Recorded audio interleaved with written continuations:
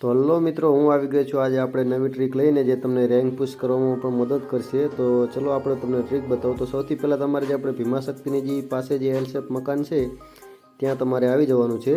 અને ત્યાં આવીને તમે જોઈ શકો છો કે હું જે આ ઘરની નજીક જઈ રહ્યો છું એવી રીતે તમારે ઘરની નજીક જઈ બેસી અને જે તમારું નેટ છે એ તમારે બંધ કરી લેવાનું છે.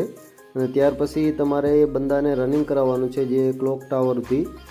તો મિત્રો તમને તો ખબર જ હોય છે કે આપણે રેન્ક પુશ કરતા હોય તો આપણે ટ્રીકની કેવી જરૂર પડે છે કે આપણે સર્વાઈવ કરવા માટે છે ત્યાં આપણને ગમે અહીંયા હોય તો બંદા આવીને મરી જાય છે. તો તમે જોઈ શકો છો કે હું તમને એવી ટ્રીક બતાવીશ ને કે તમે અહીંયા બેસો ને તો તમને કોઈ રીતે બંદો નહીં મારી શકે. તમે ચારો તરફ તમે બંદાને જોઈ શકશો પણ બંદો તમને નહીં જોઈ શકે. તો તમારે આપણે બીજા ઝાડ સુધી આવી બેસી પાછું નેટ આપણું ઓન કરી લેવાનું છે અને બેસીને મુક્કા મારવાના છે. જુઓ મિત્રો, દોડી ના શકે, બેસીને મુક્કા મારવાના છે. તો જે રીતે હું મારું છું એ રીતે તો મુક્કા મારતા મારતા જુઓ આપણે ઘરની અંદર આવી ગયા છીએ.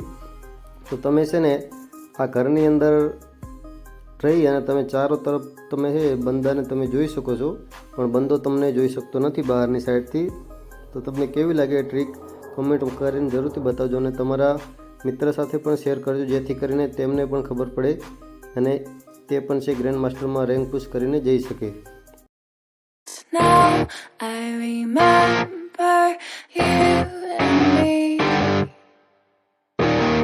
and how careless we could be.